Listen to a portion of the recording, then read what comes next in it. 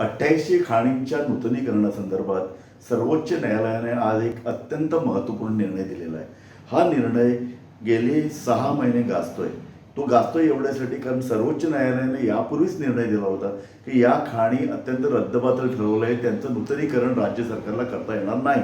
तरीही राज्य सरकार ते नूतनीकरण करू पाहत होतं आणि खाजगी कंपन्यांच्या संगनमतानं राज्य सरकार आणि खाजगी कंपन्या सर्वोच्च न्यायालयात गेल्या होत्या. सर्वोच्च न्यायालयाने तोच सरकारचा डाव आज हाणून पाडलेला आहे आणि हा अत्यंत सरकारची नाचक्की करणारा निर्णय आहे आणि त्या संदर्भात मला आता बोललंच पाहिजे याचसाठी कारण या संदर्भात मी अनेक वर्ष आक्रंदन करतोय. माझी या संदर्भातली अनेक पुस्तकं प्रकाशित झालेली आहेत. राज्य सरकारच्या चालू स्थितीतील 88 खाणी आहेत.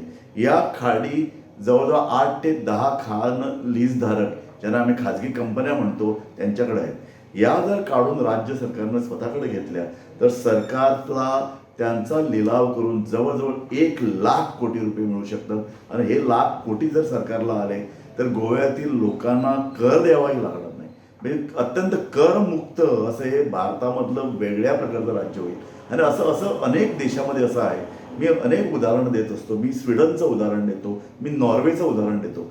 तेथे मुलांना त्यांचं पॉकेट मनी सुद्धा राज्य सरकार देतं कारण तिथं जी पेट्रोलियम संपत्ती आहे ती उत्खनन करून ते पेट्रोलियम मिळवल्यानंतर त्याचं जागतिक पातळीवरती लिलाव केला जातो आणि ते पैसे आंतरराष्ट्रीय बँकेमध्ये ठेवून त्याच्यातून मिळणाऱ्या व्याजातून संपूर्ण राज्याचा कारभार चालवला जातो आणि राज्यामध्ये सामाजिक योजना राबवल्या जातात.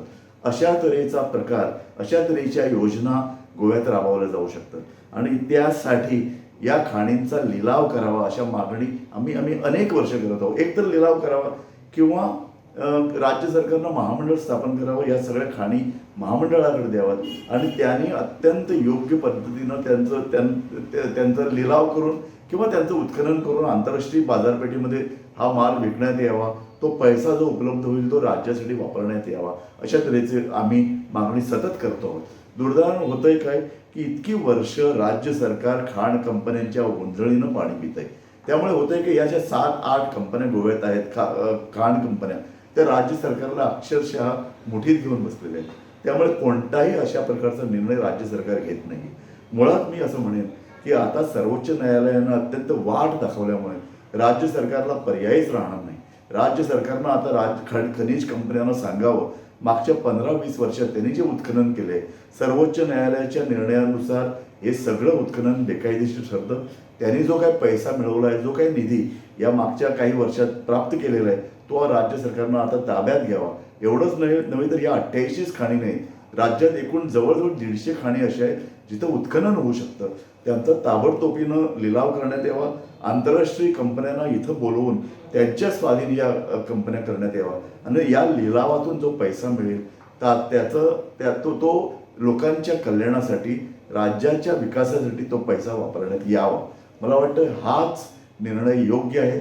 राज्य सरकारनं महामंडळ किंवा लिलाव हे दोनच पर्याय आता पुढे घेऊन जावेत आणि खाण कंपन्या जर याच्यामध्ये लुडबुड करत असतील तर त्यांचं काम पेळण्याचा अधिकार राज्य सरकारला आहे. मला वाटतं लोकांनी आता या प्रश्नावर अत्यंत जागरूकतेनं हा प्रश्न राज्य सरकार कसं हाताळतं याच्याकडे लक्ष दिलं पाहिजे आणि वर्तमानपत्र माध्यमं यांनी सरकारचे आता कान धरण्याची वेळ आली आहे. बहुतेक गोव्यातील माध्यमं या विषयावर बोलत नाही आहेत कारण बहुतेक सगळे खाण कंपन्यांचे आहेत.